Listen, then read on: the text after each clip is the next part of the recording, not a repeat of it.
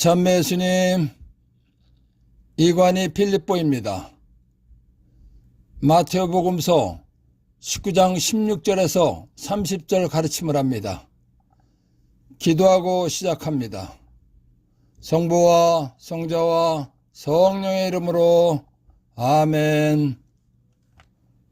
성령 하느님, 영원한 생명, 하늘나라에 들어가는 신앙생활을 하도록 도와주시기를 예수의 이름으로 간절히 청합니다. 아멘. 19장 16절에서 26절. 그런데 어떤 사람이 예수님께 다가와 스승님, 제가 영원한 생명을 얻으려면 무슨 선한 일을 해야 합니까? 하고 물었다. 그러자 예수님께서 말씀하셨다. 어찌하여 나에게 선한 일을 묻느냐? 선하신 분은 한 분뿐이시다. 네가 생명에 들어가려면 계명들을 지켜라. 그가 어떤 것들입니까? 하고 또 묻자 예수님께서 이르셨다. 살인해서는 안 된다. 간음해서는 안 된다. 도둑질해서는 안 된다. 거짓 증언을 해서는 안 된다. 아버지와 어머니를 공경하여라. 그리고 네 이웃을 너 자신처럼 사랑해야 한다는 것이다. 그 젊은이가 그런 것들은 제가 다 지켜왔습니다. 아직도 무엇이 부족합니까? 하고 다시 묻자 예수님께서 그에게 이르셨다. 네가 완전한 사람이 되려거든 가서 너의 재산을 팔아 가난한 이들에게 주어라. 그러면 네가 하늘에서 보물을 차지하게 될 것이다. 그리고 와서 나를 따르라. 그러나 그 젊은이는 이 말씀을 듣고 슬퍼하며 떠나갔다. 그가 많은 재물을 가지고 있었기 때문이다. 예수님께서 제자들에게 말씀하셨다. 내가 진실로 너에게 말한다. 부자는 하늘나라에 들어가기가 어려울 것이다. 내가 다시 너에게 말한다. 부자가 하느님 나라에 들어가는 것보다 낙타가 바늘구멍으로 빠져나가는 것이 더 쉽다. 제자들이 이 말씀을 듣고 몹시 놀라서 그렇다면 누가 구원받을 수 있는가 하고 말하였다. 예수님께서는 그들을 눈여겨보시며 이르셨다. 사람에게는 그것이 불가능하지만 하느님께는 모든 것이 가능하다. 사도행전 23장 8절. 사실 사두가이들은 부활도 천사도 영도 없다고 주장하고 바리새이들은 그것을 다 인정하였다. 이스라엘은 하나님의 선택을 받고 하나님을 믿는 민족입니다. 이스라엘 민족이 하나님을 믿는 종교를 유다교라고 하는 것입니다. 유다교는 크게 바리새이와 사두가이 두 파로 나누어져 있습니다. 바리새이는 사람이 죽었다가 부활한다고 믿습니다. 천사도 있다고 믿습니다. 영적 존재도 있다고 믿습니다.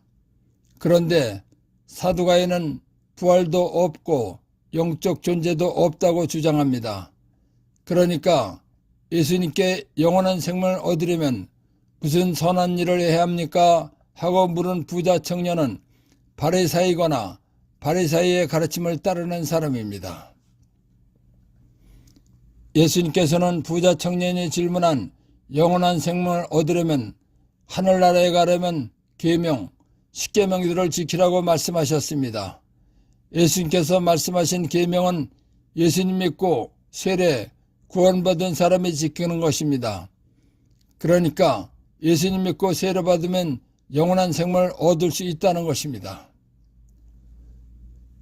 영원한 생명이란 아담의 원죄로 지옥에 갈 사람이 예수님 믿고 세례받으면 지옥불 속에 가지 않고 하늘나라에 가서 영원히 행복하게 사는 것입니다.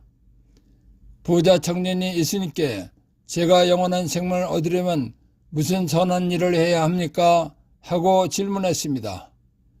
이 질문은 영적인 것입니다.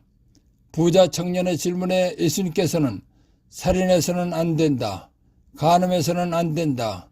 도둑질해서는 안 된다. 거짓 증언을 해서는 안 된다. 아버지와 어머니를 공경하여라. 그리고 네 이웃을 너 자신처럼 사랑해야 한다 라고 말씀하셨습니다. 이 말씀은 십계명을 지키면 영원한 생명을 얻는다고 말씀하신 것입니다. 십계명을 지키려는 것은 예수님을 믿으라는 것입니다. 그러니까 예수님을 믿으면 영원한 생명을 얻는다고 답변하신 것입니다. 요즘 예수님 안 믿어도 선한 일하는, 착한 일하는, 자비를 베푸는 사람이 하늘나라에 간다고, 영원한 생명을 얻는다고 말하고 가르치는 사람들이 참으로 많습니다. 성경 어디에도 선한 일을 하는, 착한 일하는, 자비를 베푸는 사람이 하늘나라에 간다, 영원한 생명을 얻는다는 말은 전혀 없습니다. 그러니까 선한 일하는, 착한 일하는, 자비를 베푸는 사람이 하늘나라에 간다, 영원한 생명을 얻는다는 말은 예수님 말씀에 전혀 맞지 않는 아주 잘못된 말입니다. 이런 말 때문에 많은 냉담자가 생기고 교회가 몰락하는 것입니다.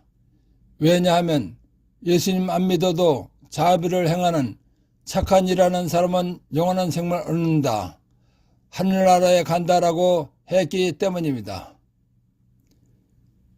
예수님 안 믿어도 자비를 행하는 착한 일을 하는 사람이 영원한 생명을 얻는다, 하늘나라에 간다라고 말하면 굳이 성당에 다니면서 교무금 내고 주일날 성당에 가서 헌금 내고 죄 지으면 고해성사를 볼 이유가 없다는 생각을 하게 하는 것입니다.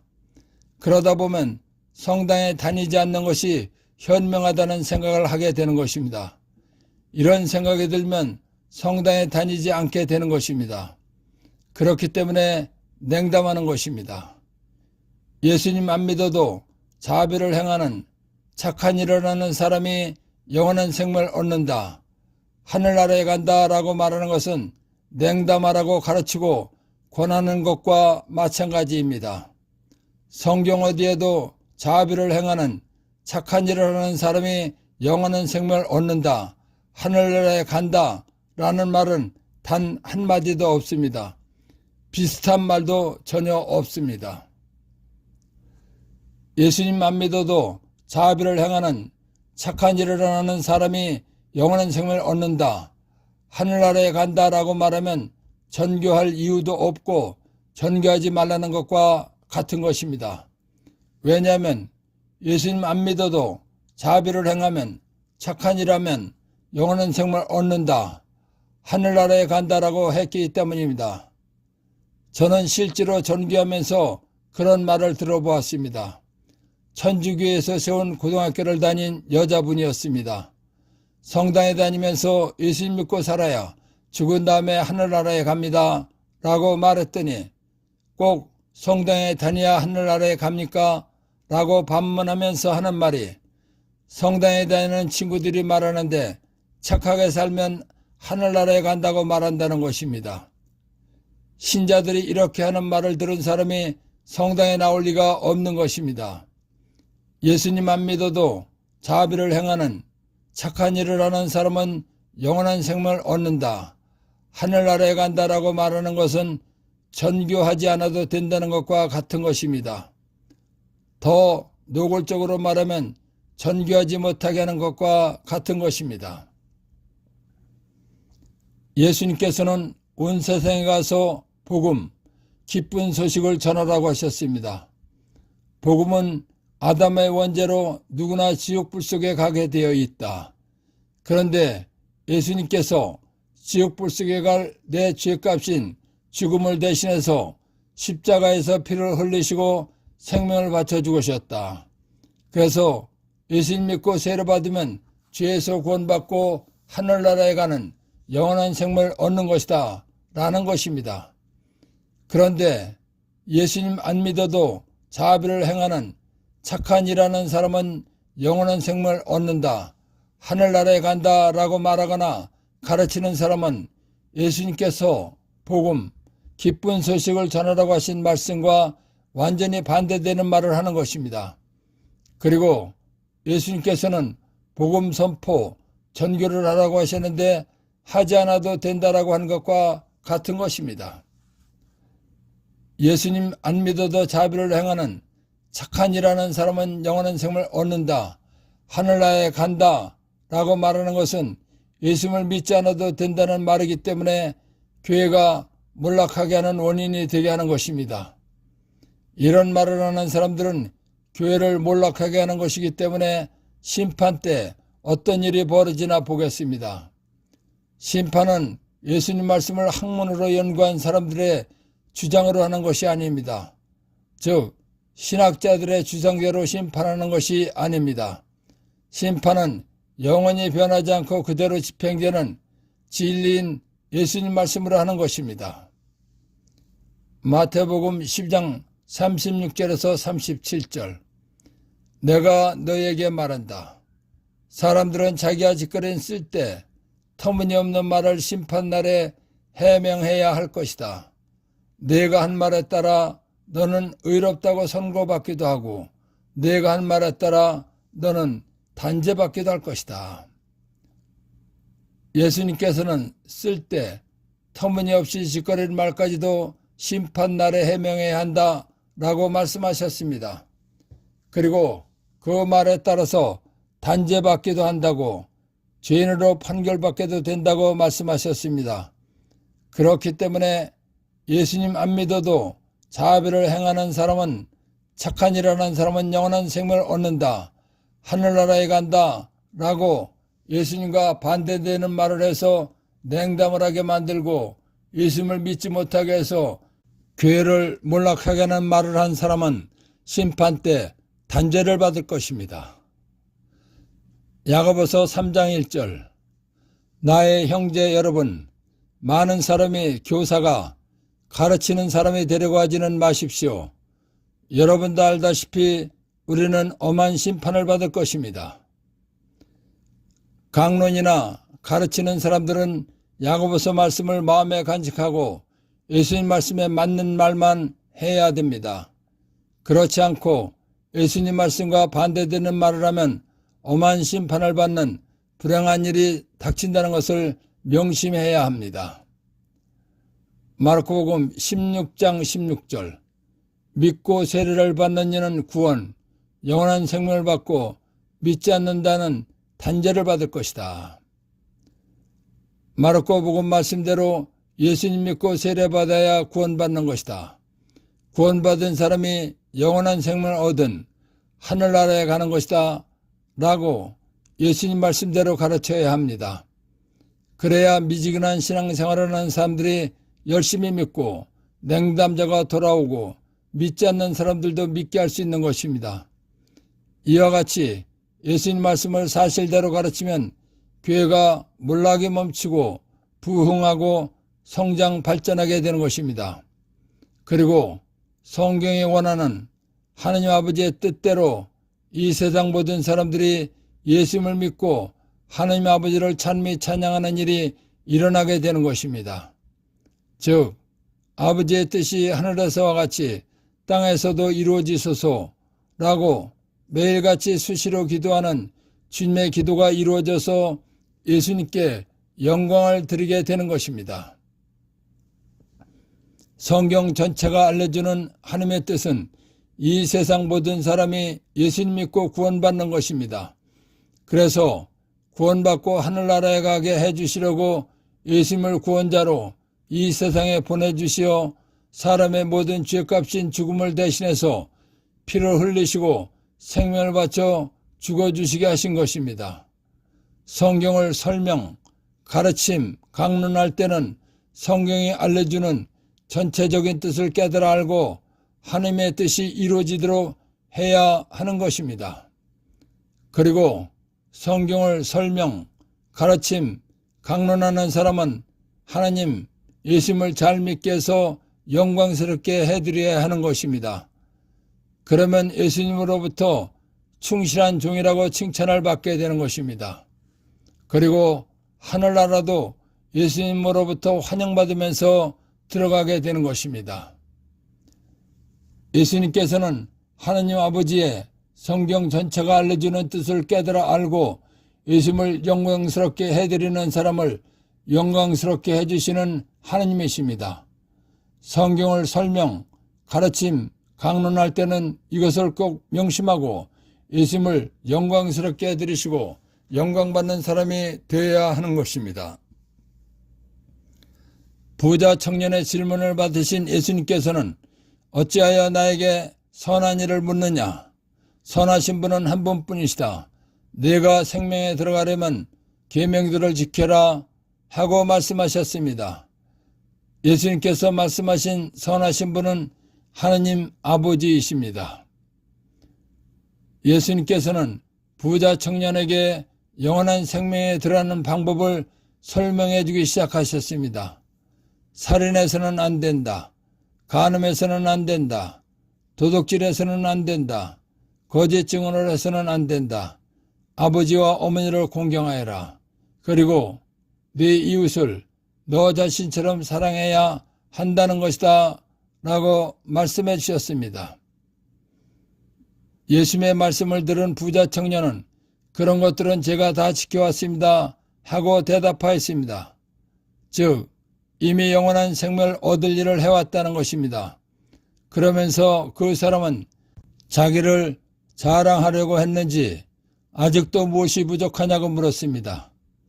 그러자 예수님께서 네가 완전한 사람이 되려거든 가서 너의 재산을 팔아 가난한 이들에게 주어라. 그러면 내가 하늘에서 보물을 차지하게 될 것이다. 그리고 와서 나를 따르라 하고 말씀하셨습니다. 예수님께서 네가 완전한 사람이 되려거든 가서 너의 재산을 팔아 가난한 이들에게 주어라 하고 말씀하셨습니다. 이 말씀은 재산을 팔아서 가난한 사람들에게 주면 하늘나라에 들어가는 데 부족함이 없는 완전한 사람이 된다는 것입니다. 그리고 네가 하늘에서 보물을 차지하게 될 것이다 라고 말씀하셨습니다. 이 말씀은 하늘나라에 갔을 때 상을 받는다는 것입니다. 부자 청년은 예수님 불식에 기특했습니다. 그래서 제자로 삼으시려고 가진 것을 다 팔아 가난한 사람들에게 나눠주고 나를 따르라 하고 말씀하신 것입니다. 예수님께서 나를 따르라는 말씀은 제자로 삼을 사람들에게만 하시는 말씀입니다. 그러니까 이 사람은 예수님의 제자가 되는 참으로 큰 복을 권유받은 것입니다. 그런데 부자 청년은 예수님께서 제자로 삼으시려고 하신 말씀이 큰 복을 받은 것인 줄을 몰랐습니다. 영적인 것을 잘 몰랐던 부자 청년은 많은 재산이 더 소중했기 때문에 예수님 말씀을 듣고 슬퍼하면서 떠나갔다는 것입니다. 그러나 그 젊은이는 이 말씀을 듣고 슬퍼하며 떠나갔다. 그가 많은 재물을 가지고 있었기 때문이다 라는 것입니다. 부자 청년이 떠나가자 예수님께서 제자들에게 내가 진실로 너에게 말한다. 부자는 하늘나라에 들어가기가 어려울 것이다. 내가 다시 너에게 말한다. 부자가 하느님 나라에 들어가는 것보다 낙타가 바늘구멍으로 빠져나가는 것이 더 쉬울 것이다 라고 말씀하셨습니다. 부자는 돈이 많습니다. 옛날이나 지금이나 이 세상을 살아가는데 돈은 참으로 중요한 것입니다. 돈이 많으면 사람이 하고 싶은 것은 거의 다 할 수 있습니다. 돈으로 안 되는 것이 있느냐라고 할 정도로 돈의 위력은 대단한 것입니다. 그렇기 때문에 돈의 위력을 맛본 사람은 하느님보다 돈을 더 중요하게 생각하게 되는 것입니다. 그렇기 때문에 부자가 하늘나라에 들어가는 것보다 낙타가 바늘귀로 들어가는 것이 더 쉽다라고 말씀하신 것입니다. 사도행전 2장 21절 그때 사람이 죽는 마지막 날에 주님의 이름을 예수를 받들어 부르는 이는 모두 구원을 받으리라. 사람이 죽기 전에 예수라는 하나님의 이름을 부르면 구원을 받는다는 것입니다. 죽을 때 구원받는다는 것은 하늘나라에 간다는 것입니다. 죽음이라는 다급한 때에 예수를 찾고 의지하려면 평소에 예수님을 진실하게 믿으면서 찾던 사람이라야 찾을 수 있는 것입니다. 그런데 평소에 예수님보다 돈을 더 의지한 사람이 죽음에 임박한 상황에서 예수님을 찾는다는 것은 거의 불가능한 것입니다. 왜냐하면 사람이 다급할 때는 자기 마음속에 있는 것이 무의식적으로 튀어나오는 것입니다. 다급한 일을 겪어본 사람들은 이 말을 잘 이해할 것입니다.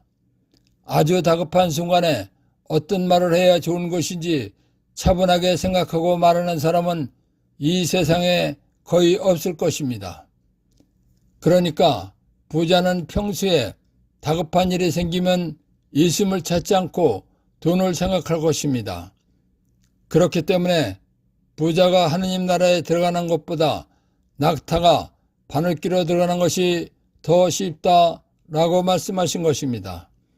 이 비유 말씀의 뜻은 부자가 하늘나라에 가는 것은 큰 낙타가 작은 바늘길로 들어가는 것과 같은 정도로 어렵다는 것을 말씀하신 것입니다. 바늘길은 예수님 당시 예루살렘을 둘러싸고 있는 성곽에 있는 여러 개의 문들 중에 작은 문의 이름이라고 합니다. 예루살렘 성은 해가 넘어가면 정문과 다른 문들은 닫는답니다.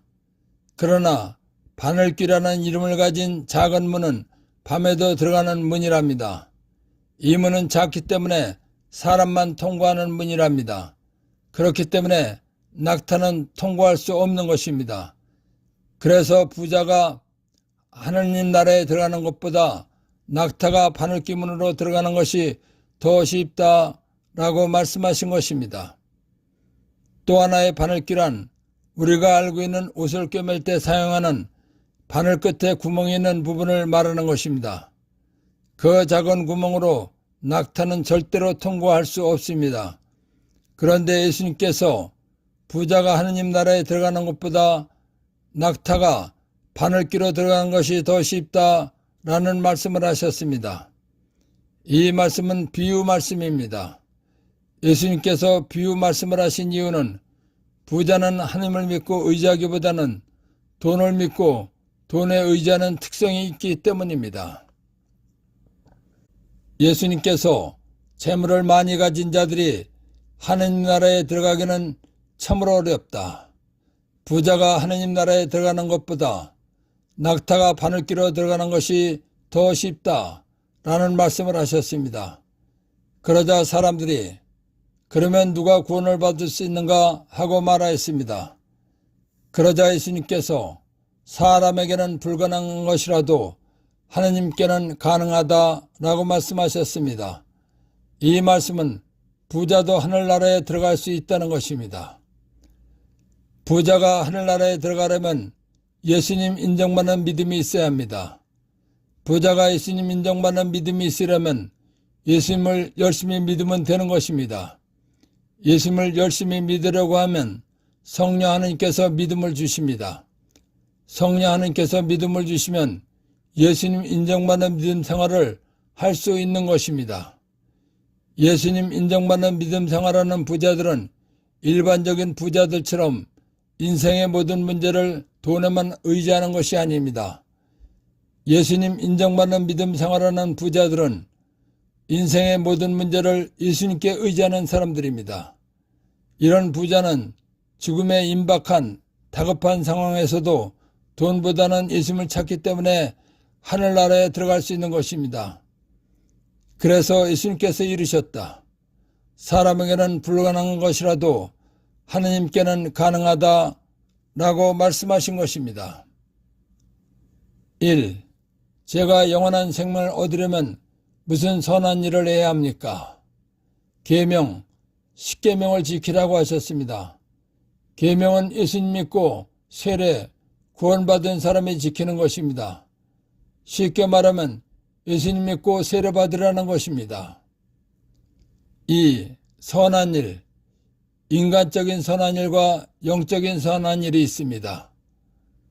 3. 인간적인 선한 일, 배고프고 어렵고 고통 중에 있는 사람들에게 먹을 것을 주고 도와주고 잘해주는 것입니다. 즉 선한 일, 착한 일, 자비를 베푸는 사람입니다. 4. 영적 선한 일. 예수님을 믿고 예수님 말씀과 계명을 지키고 전교하는 것입니다. 즉 하느님 아버지의 뜻대로 사는 것입니다. 5.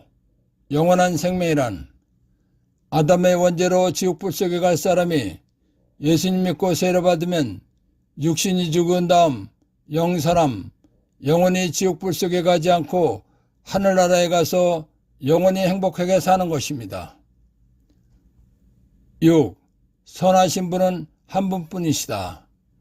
하느님이십니다. 7. 내가 완전한 사람이 되려거든 가서 너의 재산을 팔아 가난한 이들에게 주어라. 재산을 팔아서 가난한 사람들에게 주면 하늘나라에 들어가는데 부족함이 없는 완전한 사람이 된다는 것입니다. 8. 내가 하늘에서 보물을 차지하게 될 것이다. 하늘나라에 갔을 때 상을 받는다는 것입니다. 9. 부자에게 재산을 팔아서 가난한 사람에게 주고 나를 따라오라고 하신 이유. 첫째, 세상 것을 끊어버리고 오직 예수님 일만 하는 제자가 되라는 것입니다. 둘째, 예수님 제자가 되면 재산이 필요 없기 때문입니다. 10. 나를 따르라. 제자로 삼으실 사람들에게만 하시는 말씀입니다. 11. 부자는 하늘나라에 들어가기가 어려울 것이다. 돈이 많은 사람은 하느님을 믿고 의지하기보다는 돈을 더 믿고 의지하는 특성이 있습니다. 하느님을 믿고 의지해야 하늘나라 가는 것인데 돈을 믿고 돈에 더 의지하기 때문입니다. 12.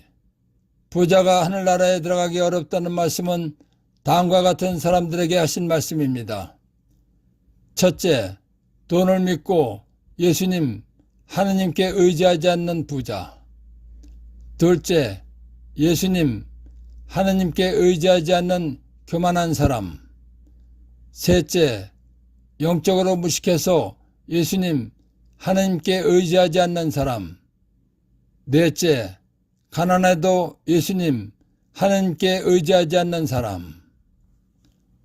13. 부자가 하느님 나라에 들어가는 것보다 낙타가 바늘구멍으로 빠져나가는 것이 더 쉽다. 돈의 위력을 맛본 사람은 하느님보다 돈을 더 중요하게 생각하고 살기 때문입니다. 14. 바늘구멍. 첫째, 해가 넘어간 다음 예루살렘 성에 들어가는 사람만 다닐 수 있는 작은 문의 이름이랍니다. 둘째, 옷을 꿰맬 때 사용하는 바늘 끝에 구멍이 있는 부분입니다. 사람에게는 불가능한 것이라도 하느님께는 가능하다. 예수님을 열심히 믿으려고 하면 성령 하나님께서 믿음을 주십니다. 그러면 예수님 인정받는 믿음 생활을 할 수 있기 때문입니다. 16. 부자가 하늘나라에 들어가려면 성경 말씀대로 열심히 믿어서 예수님 인정받는 믿음이 있으면 되는 것입니다. 17. 영원한 생명을 얻으려면 하늘나라에 가려면을 가르칠 때는 마르코복음 16장 16절, 야고보서 3장 1절 참고. 예수님 믿고 세례받아야 구원받는 것이다. 구원받은 사람은 영원한 생명을 얻은 하늘나라에 가는 것이다 라고 예수님 말씀대로 가르쳐야 심판을 받지 않는 것입니다. 하느님의 나라와 부자에서 발견한 보물 1. 첫째, 부자라도 예수님께 온전히 의지하는 사람은 하늘나라에 들어간다는 것입니다. 둘째, 가난해도 예수님께 온전히 의지하지 않는 사람은 하늘나라에 들어가기 어렵다는 것입니다. 하느님의 나라와 부자에서 발견한 보물 2. 셋째, 부자든 가난하든 유식하든 무식하든 예수님께 의지하지 않는 교만한 사람은 하늘나라에 들어가기 어렵다는 것입니다. 19장 27절에서 30절. 그때 베드로가 그 말씀을 받아 예수님께 물었다. 보시다시피 저희는 모든 것을 버리고 스승님을 따랐습니다. 그러니 저희는 무엇을 받겠습니까? 예수님께서 말씀하셨다. 내가 진실로 너에게 말한다. 사람의 아들이 영광스러운 자기의 옥좌에 앉게 되는 새 세상이 오면 나를 따른 너희도 12옥좌에 앉아 이스라엘의 12지파를 심판할 것이다. 그리고 내 이름 때문에 집이나 형제나 자매, 아버지나 어머니, 자녀나 토지를 버린 사람은 모두 100배로 받을 것이고 영원한 생명도 받을 것이다. 그런데 첫째가 꼴찌되고 꼴찌가 첫째 되는 이들이 많을 것이다. 예수님께서 부자 청년에게 네가 완전한 사람이 되려거든 가서 너의 재산을 팔아 가난한 이들에게 주어라. 그러면 네가 하늘에서 보물을 차지하게 될 것이다. 그리고 와서 나를 따르라 라고 하셨습니다. 예수님께서 부자 청년에게 하신 말씀을 들은 베드로가 예수님께 보시다시피 저희는 모든 것을 버리고 스승님을 따랐습니다. 그러니 저희는 무엇을 받겠습니까? 하고 질문을 했습니다. 베드로가 예수님께 이런 질문을 한 이유는 제자들은 모든 것을 버리고 예수님을 따랐기 때문에 부자 청년처럼 팔아서 가난한 사람에게 줄 재산이 없다는 것입니다. 그러니까 하늘나라에서 차지할 보물이 없을 것이라는 생각이 들어서 질문한 것입니다. 베드로의 걱정스러운 질문을 받으신 예수님께서는 엄청난 복이 준비되어 있다는 것을 말씀해 주셨습니다. 예수님께서 영광스러운 옥좌에 앉게 되는 새 세상이 오면 예수님을 따른 제자들도 예수님과 같이 12옥좌에 앉아 이스라엘 12지파를 심판한다는 것입니다. 다시 말하면 최후 심판 때 예수님과 거의 비슷한 고난을 누린다는 것을 알려주신 것입니다. 거기다가 예수님의 이름 때문에 집이나 형제나 자매, 아버지나 어머니, 자녀나 토지를 버린 제자들은 모두 이 세상에서 100배로 받을 것이고 영원한 생명도 받을 것이라고 알려주셨습니다. 이 말씀은 제자들은 부자 청년이 자기의 재산을 다 팔아서 가난한 사람에게 주고받는 하늘의 보물보다 더 크고 큰 복을 받는다는 것을 알려주신 것입니다. 예수님께서는 제자들이 받을 엄청난 복에 대해서 말씀하시고 나서 첫째가 꼴찌되고 꼴찌가 첫째 되는 이들이 많을 것이다 라고 말씀하셨습니다.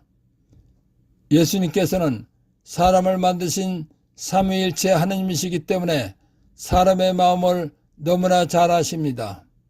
그렇기 때문에 지금은 최후 심판 때 12옥좌에 앉을 복을 받고 있는 제자들이지만 시련과 박해를 받으면 배신하는 사람들이 생긴다는 것입니다.